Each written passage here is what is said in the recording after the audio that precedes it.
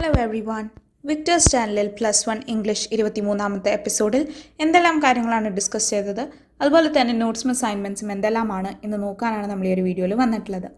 അപ്പോൾ നമ്മൾ അടുത്തൊരു ചാപ്റ്ററിലേക്ക്, ഒരു പോയമിലേക്ക് കടക്കുകയാണ്. This is in the 3rd unit. അപ്പോൾ സൺറൈസ് ഓൺ ദ ഹിൽസ് എന്നുള്ളതാണ് നമ്മുടെ ഇപ്പോൾ നമ്മൾ പഠിക്കുന്ന പോയത്തിൻ്റെ പേര്, ബൈ H.W. ലോങ്ഫെല്ലോ. അപ്പോൾ ഈ ഒരു പോമാണ് നമ്മൾ ഈ ഒരു വീഡിയോയിൽ ഡിസ്കസ് ചെയ്യാൻ പോകുന്നത്. അതുപോലെ തന്നെ 23ാമത്തെ എപ്പിസോഡിൽ എന്തായിരുന്നു ടീച്ചർ തന്നിട്ടുള്ള അസൈൻമെൻറ്റ്, അതും നമ്മളിവിടെ ആൻസർ ചെയ്യുന്നതായിരിക്കും. അപ്പോൾ നമുക്ക് ആദ്യം എത്ര ഭാഗം എടുത്തു ആ ഭാഗം ഒന്ന് വായിച്ച് നോക്കാം. I stood upon the hills when heaven's wide arc was glorious with the sun's returning march, and woods were brightened and soft gales went forth to kiss the sun-glad vales. The clouds were far beneath me bathed in light. They gathered midway round the wooded height, and in their fading glory shone like hosts in the battle overthrown, as many a pinnacle with shifting glance through the grey mist thrust upon up its shattered lance.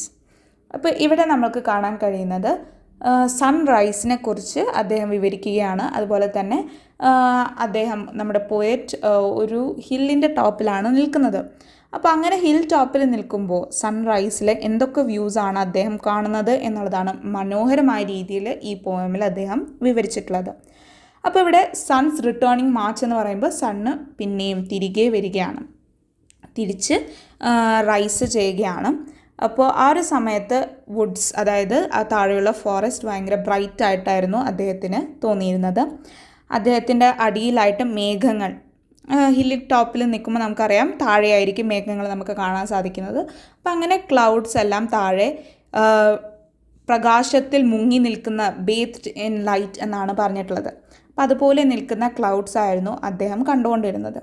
അപ്പോൾ പിന്നീട് ഈ സൂര്യന് വഴിയൊഴുക്കാൻ വേണ്ടി സൂര്യൻ തന്നെ യുദ്ധം വെട്ടി ക്ലൗഡ്സിനെ, അതായത് മേഘങ്ങളെ തോൽപ്പിക്കുന്നു എന്നുള്ളതാണ് ഇവിടെ പറയുന്നത്. ഹോസ്റ്റ് ഇൻ ബാറ്റിൽ ഓവർത്രോൺ.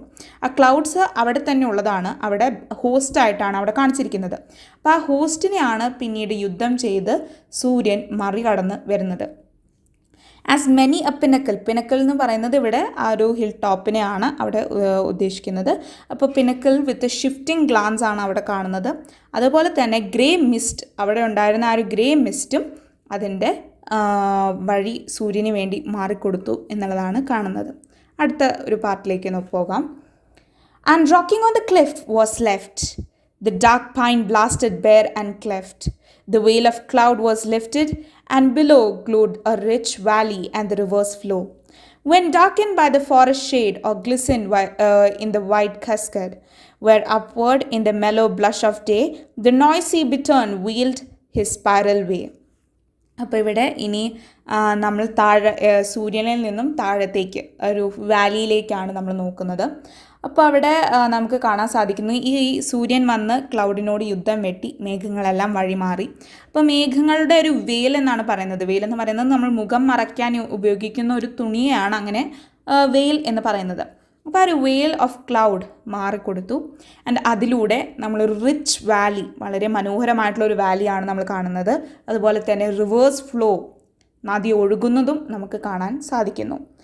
പക്ഷേ ആ നദി വളരെയധികം ഡാർക്കൻഡ് ആയിട്ടാണ് ഇരുന്നിരുന്നത്, because of the forest shade. ഫോറസ്റ്റിൻ്റെ ഏറ്റവും മുകളിലെ ആ കവറിങ്ങിലൂടെ സൂര്യപ്രകാശത്തിനുള്ളിലേക്ക് കടക്കാൻ സാധിക്കാത്തത് കൊണ്ട് തന്നെ റിവർ നമുക്കൊരു ഡാർക്ക് കളറായിട്ടാണ് കാണുന്നത്. അത് കഴിഞ്ഞിട്ട് അത് പുറത്തേക്ക് വരുമ്പോൾ നമുക്കത് വാട്ടർഫാളിൽ ഒരു വൈറ്റ് കാസ്കേഡ് എന്ന് പറഞ്ഞാൽ വാട്ടർഫാളാണ്. അപ്പോൾ ഒരു വൈറ്റ് വാട്ടർഫാളായിട്ട് നമുക്ക് കാണാൻ സാധിക്കുന്നു. അപ്പോൾ അതാണ് ആ ഒരു ഭാഗത്തിൽ പറയുന്നത്. നമ്മളവിടെ ആ ഒരു വാലിയുടെ ഭംഗിയാണ് കാണിക്കുന്നത്. It is noisy.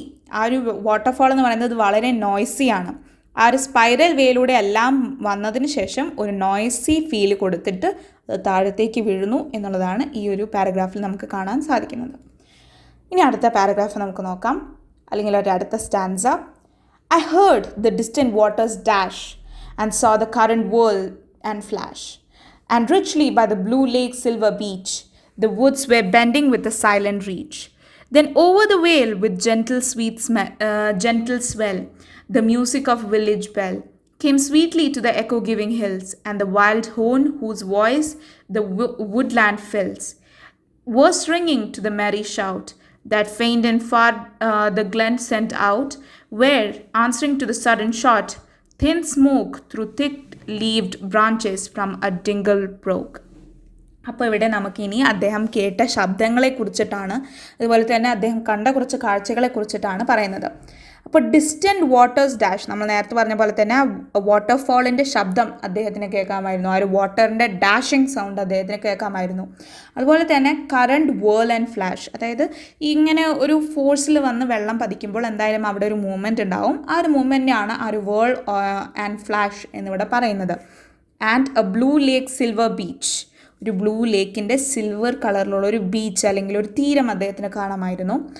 വുഡ്സ് വെ bending with a silent reach, ആ ഒരു സിൽവർ ബീച്ചിലേക്ക് അല്ലെങ്കിൽ ആ ഒരു ബ്ലൂ ലേക്കിലേക്ക് മരങ്ങൾ ഇങ്ങനെ ചാഞ്ഞു നിൽക്കുന്നത് കാണാമായിരുന്നു.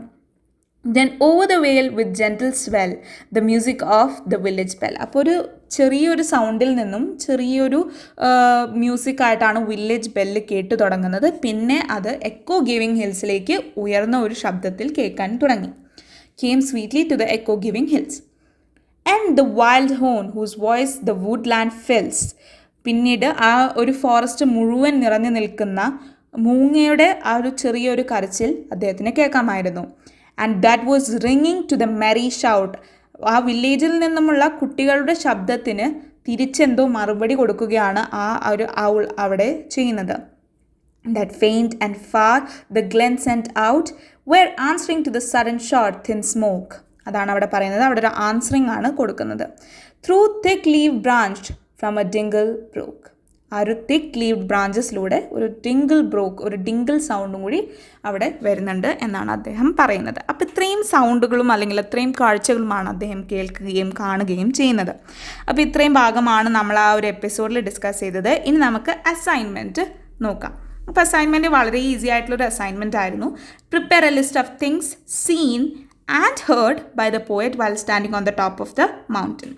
എന്തൊക്കെയാണ് ആ പോയറ്റ് കാണുന്നത്, അതുപോലെ തന്നെ എന്തൊക്കെയാണ് ആ പോയറ്റ് കേൾക്കുന്നത്, അതാണ് നമ്മളിപ്പോൾ ലാസ്റ്റ് ആ ഒരു പാരഗ്രാഫിൽ ഡിസ്കസ് ചെയ്തത്. നമുക്കിവിടെ കാണാം പോയറ്റ് ആ ഒരു വെയിൽ ഓഫ് ക്ലൗഡ്സ്, ആദ്യത്തെ ഒരു പാരഗ്രാഫിൽ നമുക്ക് കാണാം വെയിൽ ഓഫ് ക്ലൗഡ്സ് കാണുന്നുണ്ട്, the sunrise, the tree filled Valley, the beautiful waterfall, the mountains with sharp pinnacles, then a blue lake and its silver beach, the woods bending towards the blue lake, then currents whirl and flash. ഇത്രയുമൊക്കെയാണ് അദ്ദേഹം കാണുന്നത്. Would land fields, വേണമെങ്കിൽ Woodland അല്ലെങ്കിൽ forest എന്ന് നിങ്ങൾക്ക് പറയാവുന്നതാണ്. അപ്പോൾ ഇത്രയും കാര്യങ്ങളാണ് അദ്ദേഹം കാണുന്നത്. ഇനി നമുക്ക് അദ്ദേഹം എന്തൊക്കെയാണ് കേട്ടത് എന്ന് നോക്കാം. The poet hears a sound of bell which produces echoes. ആ ഒരു ബെൽ സൗണ്ട് പിന്നീട് ആ ഒരു ഹിൽസിൻ്റെ ഇടയിലേക്ക് എത്തുമ്പോൾ ഒരു എക്കോ പ്രൊഡ്യൂസ് ചെയ്യുന്ന രീതിയിൽ അദ്ദേഹത്തിന് കേൾക്കാൻ സാധിച്ചു. The shouting sounds of children, അതിനാണ് നമ്മുടെ ഔൾ റിപ്ലൈ കൊടുക്കുന്നത്, ആൻസർ കൊടുക്കുന്നത്. The sound of the waterfall, അതുപോലെ തന്നെ the tinkle from the thick leaved branches, ഇതെല്ലാം അദ്ദേഹത്തിന് കേൾക്കാമായിരുന്നു. അതേപോലെ തന്നെ ആ കറണ്ട് വേൾ ആൻഡ് ഫ്ലാഷ് അദ്ദേഹത്തിന് കേൾക്കാൻ സാധിച്ചിരുന്നു. അപ്പോൾ ഇത്രയും കാര്യങ്ങളാണ് നമ്മൾ അവിടെ ആ ഒരു ആൻസറിൽ എഴുതേണ്ടത്. ഇനി നിങ്ങൾക്ക് എക്സ്ട്രാ ഈ പോയിമിൽ നിന്ന് എന്തെങ്കിലും നിങ്ങൾക്ക് എക്സ്ട്രാ ആഡ് ചെയ്യണമെന്നുണ്ടെങ്കിൽ അഫ്കോഴ്സ് ആഡ് ചെയ്യാവുന്നതാണ്. ആൻഡ് അപ്പോൾ ഇത്രയും കാര്യങ്ങളാണ് നമ്മൾ ഈ ഒരു വീഡിയോയിൽ ഡിസ്കസ് ചെയ്യുന്നത്. നിങ്ങൾക്ക് അസൈൻമെൻറ്റ് മനസ്സിലായെന്ന് വിചാരിക്കുന്നു. എന്തെങ്കിലും ഡൗട്ട് ഉണ്ടെങ്കിൽ കമൻറ്റ് സെക്ഷനിൽ കമൻറ്റ് ചെയ്യാവുന്നതാണ്. അപ്പോൾ ഞാൻ എന്തായാലും റിപ്ലൈ തരുന്നതായിരിക്കും. Don't forget to subscribe to my channel and ring notification bell. See you on my next video. Thanks for watching. Bye bye.